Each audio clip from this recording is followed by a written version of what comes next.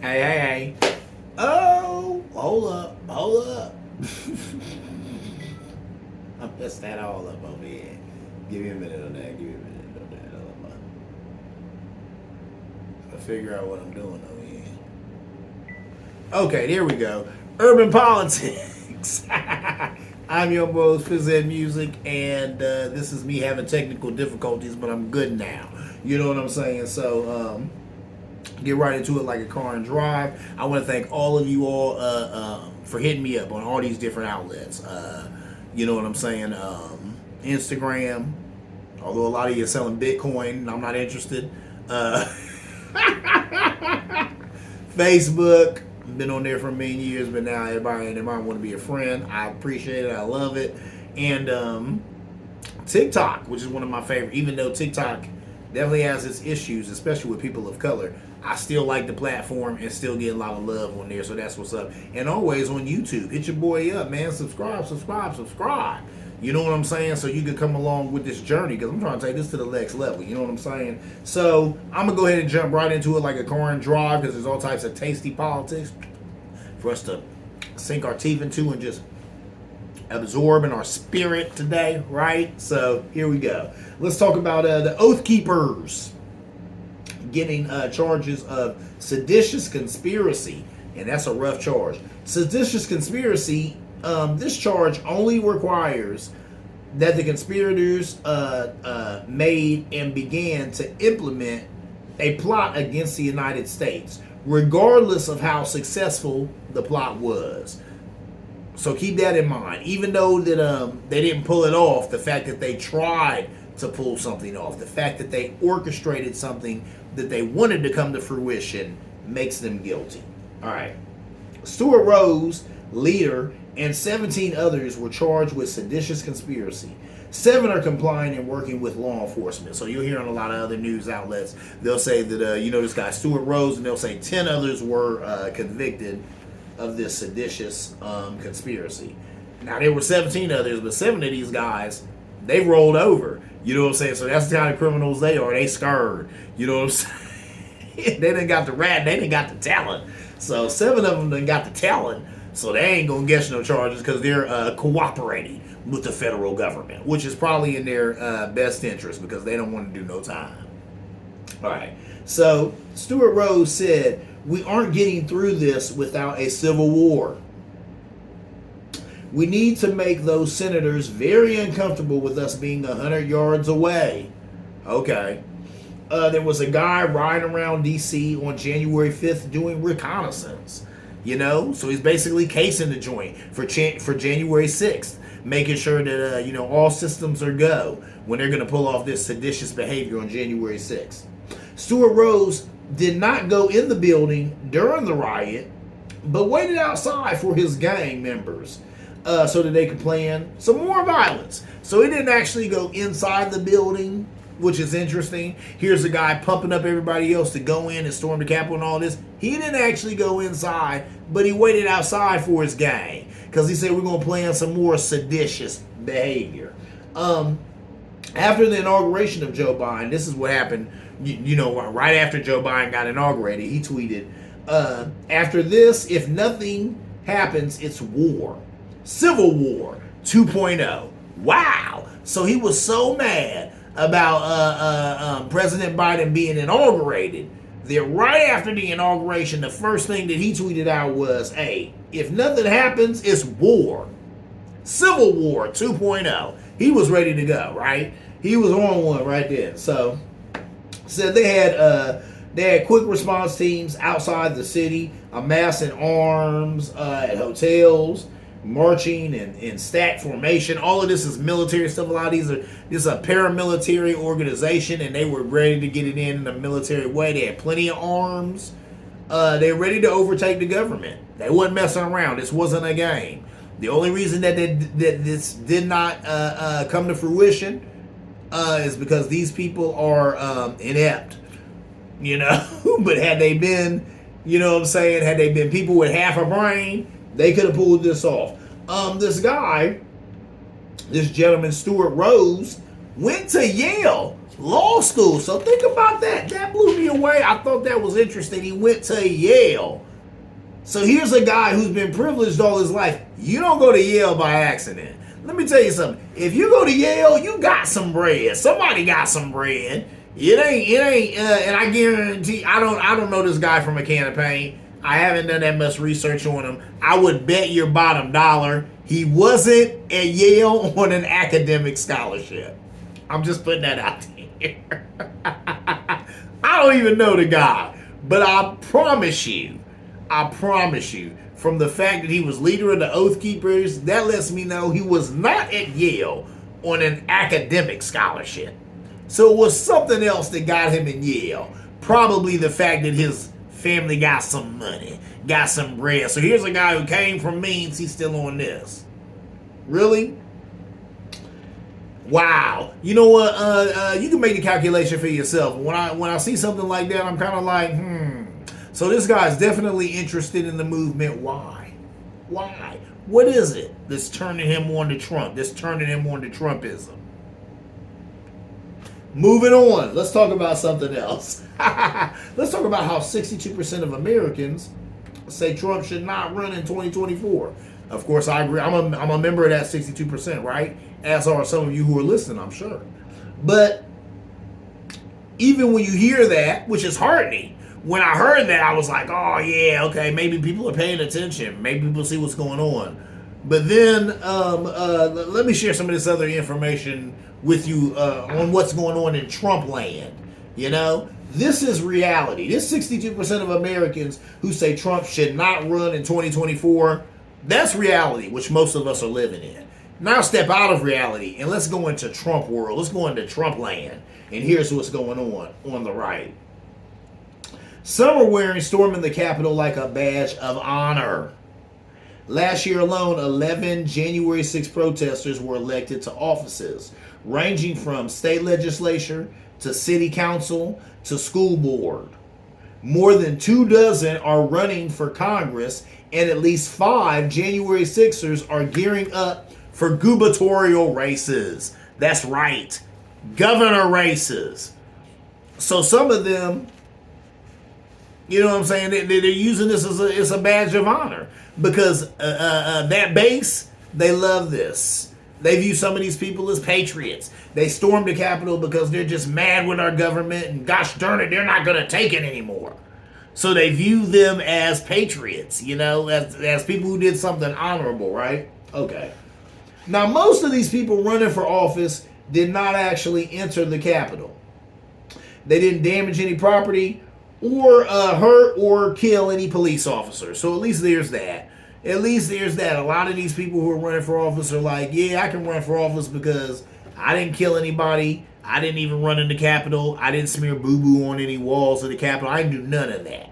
I was just kind of a looky-loo. I was outside watching all the other people doing what they were doing. I didn't call anybody to help, but I didn't aid, you know what I'm saying, in the mayhem that was going on. This right here is a quote from Republic. I didn't get her name, but guess what? Her name is irrelevant because she speaks for true conservatives. True real-life conservatives. Not trumpeters, but real-life conservatives. Here's what she said. She said, if you think American democracy is broken and free and fair elections are not being held, then it's ridiculous that you think it's appropriate to put your name on the ballot. Listen to what she said. It's ridiculous for you to think it's appropriate to put your name on the ballot. Republicans always talking out of both sides of their necks. You can't have it both ways. What you gonna say? These elections are rigged. They're rigged against us. A conservative will never win because we have this bias and liberal media and all these other outlets against us. But at the same time, please vote for such and such because we need to get more Republicans in office so that they can fight these horrible liberals. You can't have it both ways. If elections are rigged and fixed, why am I going to waste my time voting in a rigged and a fixed election, especially if it's fixed against my side, the conservative side?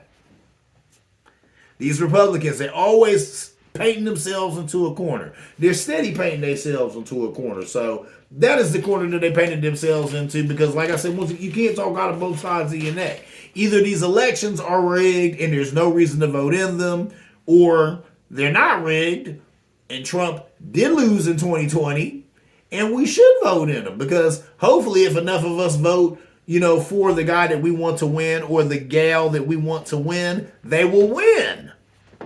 Right? Can't have it both ways. It is what it is, right? Anyway, moving on. Let's talk about how the Democrats finally pushing for voting rights. Now, a lot of people are mad at Joe Biden. They're like, this should have happened a long time ago. You should have been fighting for voting rights as soon as you got in office, because it was evident that the Republicans were trying to take them away, right? From black and brown people, from young people, from elderly people. These are people who tend to vote democratically, right? So we already know that the Republican Party was trying to steal their votes. But Joe Biden was like, nah, we need to get on infrastructure. And guess what? We need infrastructure around here. We got bridges that are breaking down, killing people and all that other stuff, right? We needed infrastructure. But at the same time, I do think we needed voting rights probably sooner. Anyway, moving on. Joe Biden and Kamala Harris were in Atlanta on Tuesday, past Tuesday, speaking about voting rights. Joe Biden spoke with force, clarity, and conviction. Kamala Harris also had some stern words about voting rights. They had some good stuff to say, Some people did not attend because they say there's not been enough action from the White House as far as voting rights go, as far as this issue goes. So like I said already, a lot of people wanted him to jump on that off rip. They're like, don't waste no time. Not wasting time, because we need an infrastructure. We need all that. But at the same time, voting rights is paramount, because you don't have a democracy if you don't have voting rights.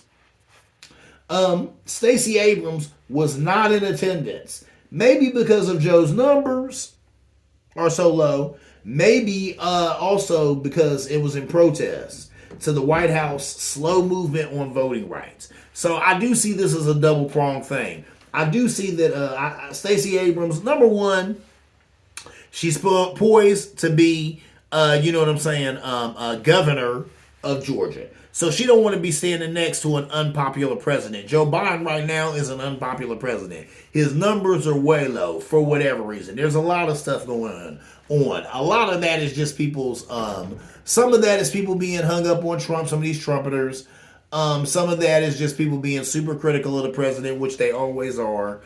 There's a lot of things, baked in the cake of people who don't like Joe Biden for whatever reason. So his numbers are pretty bad, right? So she don't want to be standing next to a president, even if he's a Democrat like she's a Democrat, right?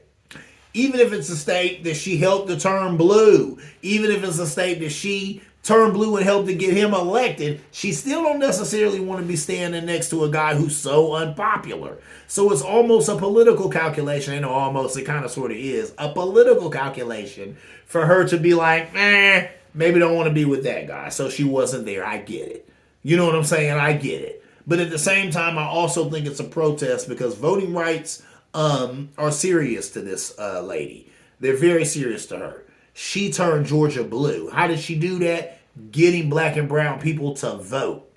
If that wasn't a thing, if their votes weren't going to matter, she wouldn't have been able to do that. So it's serious for her. It's so serious that I can see her sending a message to the current president that, hey, guess what? I helped you get elected. But at the same time, I'm just like some of these other people who are like, I don't want any platitudes. I don't want any lip service. I want you to come here and tell us some hard, concrete ways you're going to put pen to paper and make it happen so that voting rights are not stripped away, from black and brown people, young people, and elderly people. I hear that. So I think a piece of that is reason why she wasn't there. Chuck Schumer said he's found a way around the filibuster to get voting rights done. Of course he did. Democrats, there'll never be another Democrat president ever, if they don't reform, voting rights, if they don't get this together. Okay? And the provision that they took out of voting rights, that the Supreme Court was instrumental in getting rid of, that Article 4, Article 5, it's one of those. You can go look it up.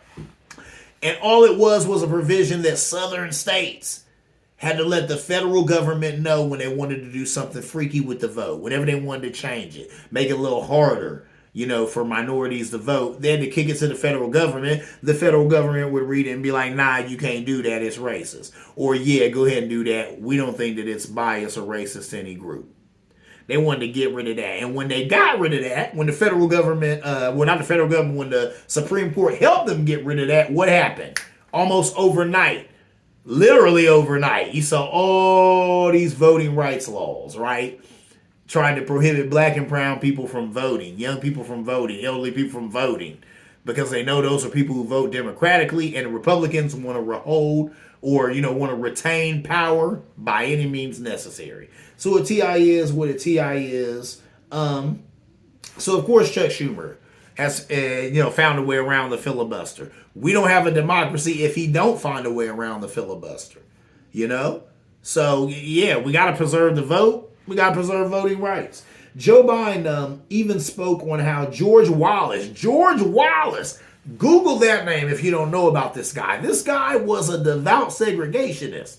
They claimed that he was the last open racist to leave Congress. Now, if you watch politics like I watch politics, he wasn't the last open racist to be in Congress, and he won't be the last open racist to be in Congress.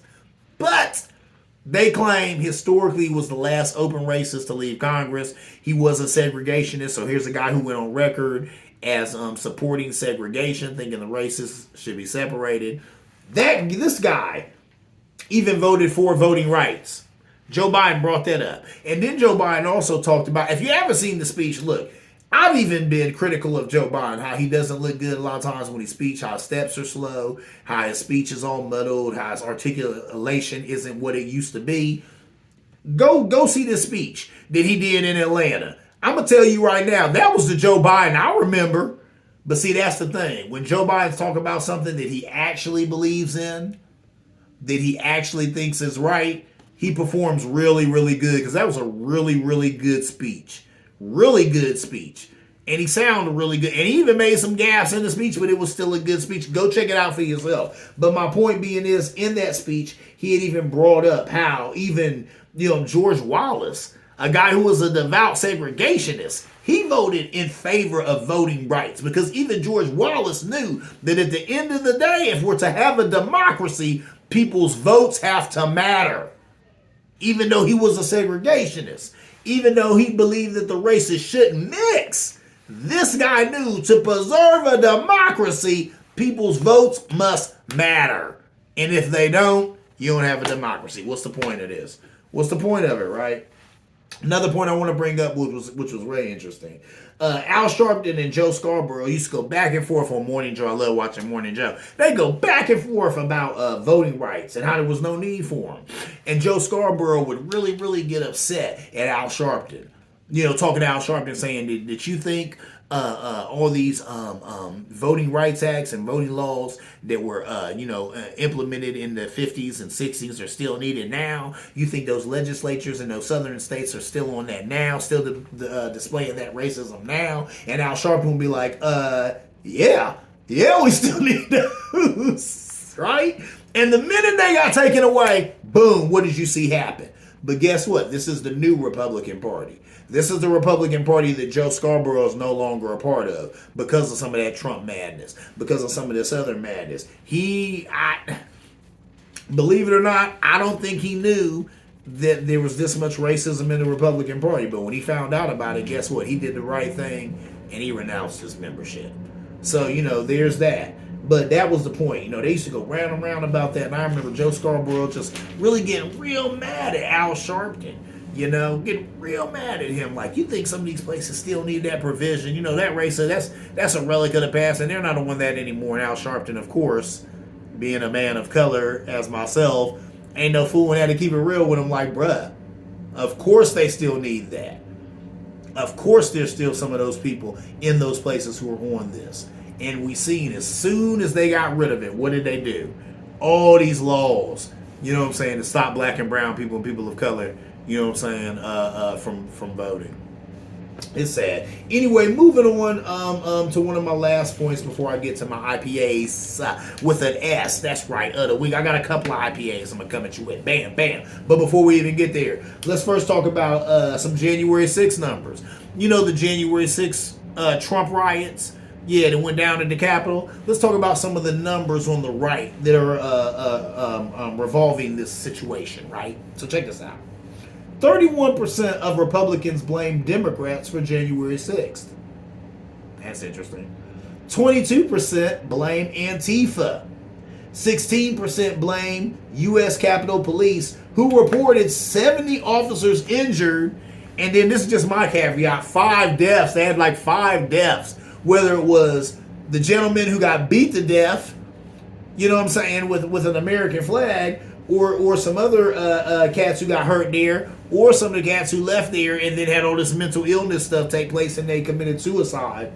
I'm throwing them in there. I'm sorry. They don't want to add that in. When I was reading this initial article with these numbers, they didn't want to add that in there. I'm adding that in there. You know, there was 5 deaths behind that. So whatever it is what it is, right? So if you add all that up, you're 31%, you're 22%, you're 16%. You get 69% of Republicans who believe that January 6th was not infiltrated by fellow Republicans. Isn't that interesting? 69%.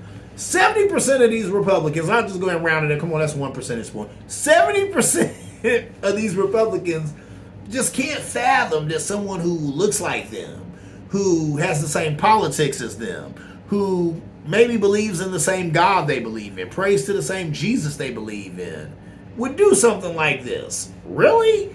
These people look like you, right?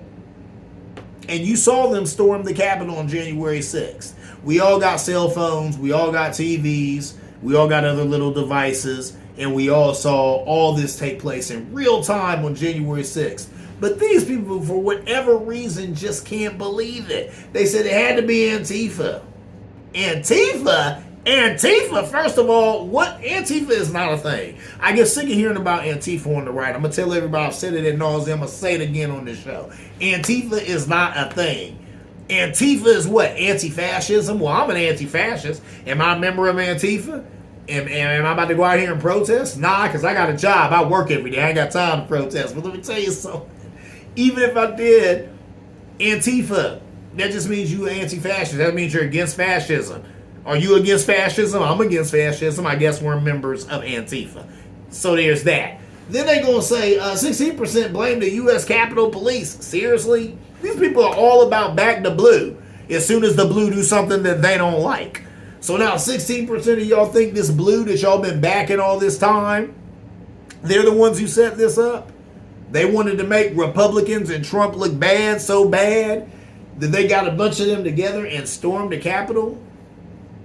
That they went ahead and had 70%, or not 70%, but 70 of their brethren, fellow officers, men and women, get wounded and hurt on this day, January 6th, but they set it up? Seriously?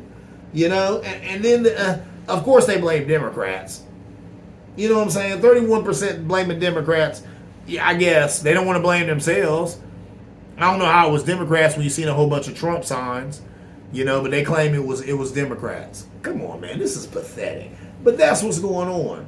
You know what I'm saying? That is the division in this country. And even within that, this is also the division that's in the Republican Party, because this is 70% of Republicans. This ain't all Republicans, right? It's not 100%, but it's 70%. It's a significant number of Republicans who actually have been turned on to think that January 6th was perpetrated by anything but their own fellow Republicans. And it's sad that that was so easy to sell. But it's easy to sell because you have a bunch of people who cannot fathom other people who look like them doing things like this. You know, running up in the Capitol, stealing Miss Pelosi's bench, stealing her gavel, smearing boo-boo all over the walls. They can't imagine that people who share their same skin color or come from the same backgrounds and walks of life, who believe in the same God, would do these egregious things. Well, they did. Raise your hands and receive it. In Jesus' name, that went down. So somehow that's got to be dealt with. I don't know what anybody does with that. I don't know what Joe Biden can do with that. Its TI is what its TI is. Anyway, let's move on to the last segment of the show. Let's talk about some of my IPAs. Yes, right, with an S. IPAs of the week. Because some people will be like, oh, you ain't talking about an IPA of the week. You've been neglecting us on that IPA. So I got you. I got you. Number one, we're going to talk about something that's local. This is brewed right here in Columbus, Ohio. This High Five. Yes, by North High Brewing. It's a real good IPA. It's 5.5% alcohol. High Five. Boom. And check it out. Here's what they say. They said, so good it hurts. So they're likening it to like a high five. You know, you give somebody a high five, sometimes your hand is stinging if it's a real hard high five. A blistering high five is a great way to celebrate. There's no more concise way to share joy with a friend. Don't hold back. The numbness is only temporary. So that's real funny right there. So this High Five IPA, like I said, it's 5.5% alcohol. It's by North Brewing that is right here in Columbus, Ohio. And it's a delicious beer. You got a little bit of money in your pocket. Run out here and get you this High Five IPA by North High. 5.5% alcohol. So it's definitely going to give you a little bang for your buck. But not too much. Like we said, a normal beer is 5% alcohol. This is 5.5% alcohol. So just 5% over. You'll be all right. All right. So here's my next one. This next IPA is it's an old friend of mine. I've been sipping on this one for a while. I love this IPA. I turned a friend of mine onto it. He was tripping off the name Anti-Hero. This Anti-Hero IPA, this is such a good one. And this one is proudly brewed only in Chicago. They brew this in Chicago. As you can see, it's got a general on there. And he's got a hop for a head. And this is a really good IPA. It's 6.7% alcohol. These are delicious. This Anti-Hero IPA, it goes real hard. And I love Chicago. It doesn't surprise me that I like this Anti-Hero IPA coming out of Chicago. I love Chicago. I love anytime I'm there. I have good food, and I got some friends, some Wild Hunters from the Wild Hunters of Chicago. So Chicago, big up to Chicago. This Anti-Hero is delicious. It's a great IPA. So that is my next IPA of the week. 2 IPAs of the week for you there. And ladies and gentlemen, that is my time. This has been Urban Politics. I've been your humble host, Fizz Music. Always, if you like what you're watching, please like and subscribe. Like and subscribe. You know what I'm saying? Hit me up on TikTok. Hit me up on Facebook. Hit me up on Instagram. Hit me up in all those different social media networks, and I will get back at you. And as always, see you around like a donut.